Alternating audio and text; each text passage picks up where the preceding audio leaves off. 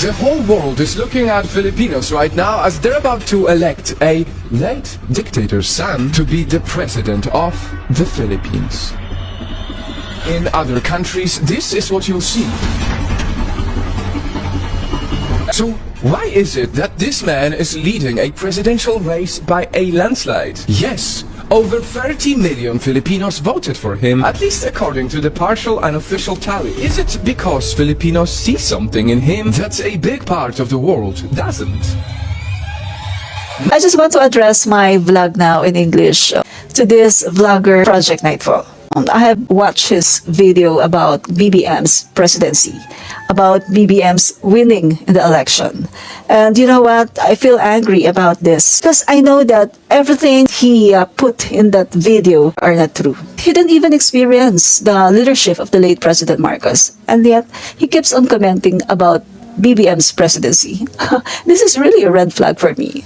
Project Nightfall, before you make a blog about BBM's presidency or candidacy, you better study it first and dig deeply about the truth of Marcos' regime, about martial law. Your narration comes from the Liberal Party or the so-called kakamping. Yes, your narrative are really biased. We are 31 million who voted for BBM, and I could say that we're all awakened from sleeping, from brainwashing. For 36 years, this yellow media, this yellow party, the Liberal Party, brainwashed the Filipino people by this black propaganda that Marcos is a bad person. This yellow media keeps on brainwashing the Filipinos about ill-gotten wealth, about the bad things happened in martial law, and they were really biased because they look at it in just a negative way. Yes, I believe that there are some tortures, there are some killings, but what the heck? Marcos declared martial law for the good of our people, to save the country from communism. Because when you're going to study the geopolitics in Marcos' era, you will realize that parts of Southeast Asia like Vietnam, North Korea, Cambodia, and so on, were already invaded by the communists. And they also tried to invade our country. But because President Marcos declared martial law to prevent the attack of these communists, then Marcos was able to save our country. He was able to prevent these people to make our country a communist country. That's why, for us Filipinos, Marcos is a real hero, the real hero. And we're already awakened by what the yellow media, the Liberal Party had put in our minds. They poisoned our minds. They poisoned the minds of the young, of the youth. In fact, when Cory Aquino became president in 1986, what she did is she revised the history of the Philippines by burning the original books of the students, the textbooks of the students, where you can see the real history. She burned all those books and printed another books. And they put there that Marcos is a bad president and he got ill-gotten wealth. And then during Marcos' era, this is the darkest time in the history of the Philippines. And they put there in the books that Cory Aquino is the mother of democracy and Ninoy Aquino is the father of democracy and the real hero. So we Filipinos already knew that everything that was written in that book were just a mere propaganda. And we even experienced the 30 years of reigning of these Dilawans or Liberal Party president. And what we have experienced is a failure. They failed to lead our country to progress. Their criminalities rise even a higher percentage, and our economy collapsed. And as you can see, there's a lot of garbage all over the country. There's a lot of people in the streets begging for food and living in the sidewalk. There's a lot of poor. The poverty arises, and all these people who were evicted, even the percentage also arises. So we can say that during the reign of yellow president, we experienced the downfall of our beloved Philippines. Way back in the time of Marcos, we are first in Southeast Asia, and we even the ones who taught Vietnam, Thailand to produce rice. And now we are importing rice from these countries. What happened to the Philippines and even our literacy? During the time of Marcos, we are #1 in Asia. And not only that, even at the time of President Marcos, we are second to Japan when it comes to economy, when it comes to military power. So there's a lot of good things happened during martial law. But this narrative of yellow evils, they did not mention about the economic progress, they didn't mention about the good things that happened in martial law. They just focus on torture of the people who were jailed in the time of martial law. But hey, that's not the purpose of martial law. The real purpose of martial law is to save the Philippines from becoming a communist. And Marcos really did a great job. Because of that, you cannot see any boat people, any Filipino boat people. You cannot see anybody. But during that time, there are a lot of boat people who came here in the Philippines, Vietnamese boat people who came here to the Philippines because they know that here in the Philippines, there is no communism. Here in the Philippines is just democracy. That's why President Marcos is really a hero in the eyes of the Filipino. So what I can say to you, Project Nightfall, is to listen and check the other side of a coin. Don't just believe the narrative of the yellow evil because, you're being biased. And, you have a lot of Filipino followers. And what we feel right now is really angry because we voted for Bongbong Marcos. And we know that Bongbong Marcos has the capacity, has the character, and has the intelligence that we Filipinos were longing for to be our president, to be our next president. Project Nightfall, I hope that this video will reach you. Maybe it's impossible, but just in case that this video will reach you, feel free to comment in the comment section. And I just want you to know that this ill-gotten wealth issue came from the mother of all fake news, Corazon C. Aquino. Yeah.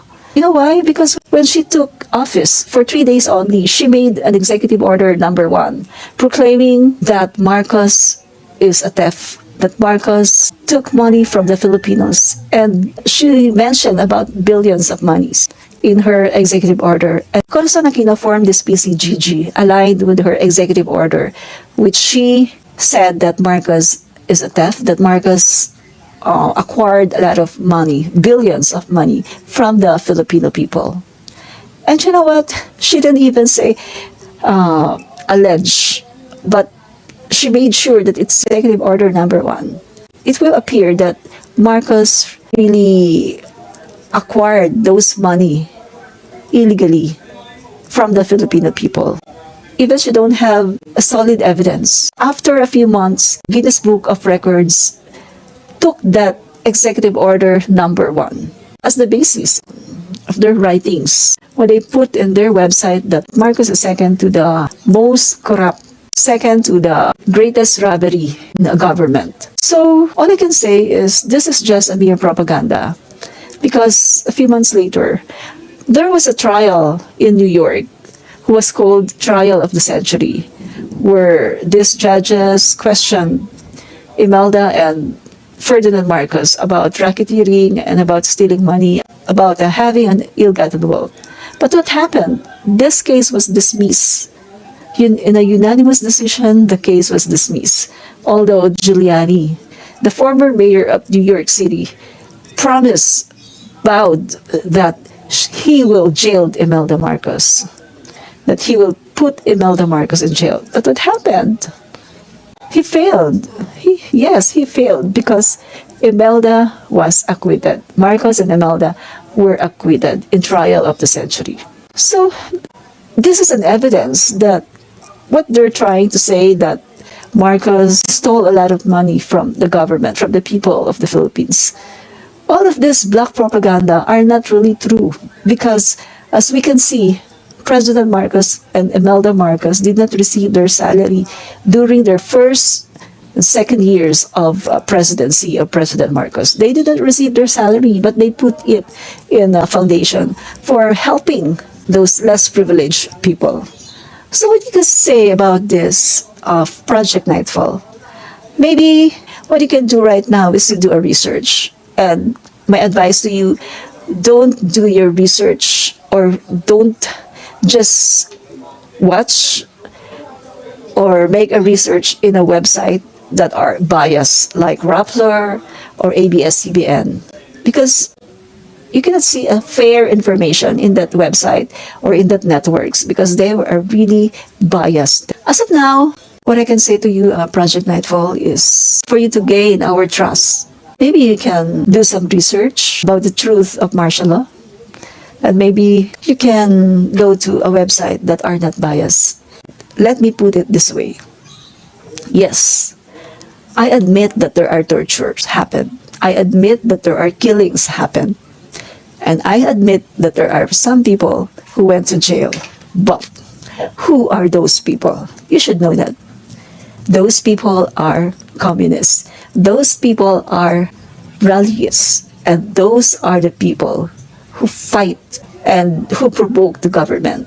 Not just provoke, but there are evidence that what they're doing is terroristic act. They burn, bomb some buildings, they kill innocent people, and a lot more. What do you think the government will do? Just sit down and just watch that the people of the Philippines are having a hard time doing their businesses, going out somewhere because somebody will harm them? So what would you expect from a president? Of course, the president will make a certain decision, even though it's a very unpopular decision. President Marcos did that to save the country from terrorism. Because during that time, it's not only communism. There are Muslim uprising in the part of Mindanao. There are communists who wants to take over the country. So what would you expect from a good president? Our president, Ferdinand E. Marcos, just protected us. He protected us. And what he did is to declare martial law, to keep the peace and order of the country. So Project Nightfall, don't believe that President Marcos just proclaimed martial law to lengthen his presidency. No, it's not. It's not the main purpose. And also, torture and killings are not the main purpose why President Marcos declared martial law. It's just what you can say, the damage done in martial law. Because, in every actions that we did, there are negative impact and positive impact. And you as an individual, as a blogger, should know about that. That in every decision that a president made, there are negative impact and positive impact. But, a leader of the country should take a risk. Even though there are some people who will sacrifice, it doesn't matter as long as the majority will be in safety, as long as the decision will save the whole country from a real threat. So it doesn't matter if there are some people killed, it doesn't matter if there are some people tortured, as long as the whole country and majority of the Filipino were safe during that time. That is the true Machiavellian leader.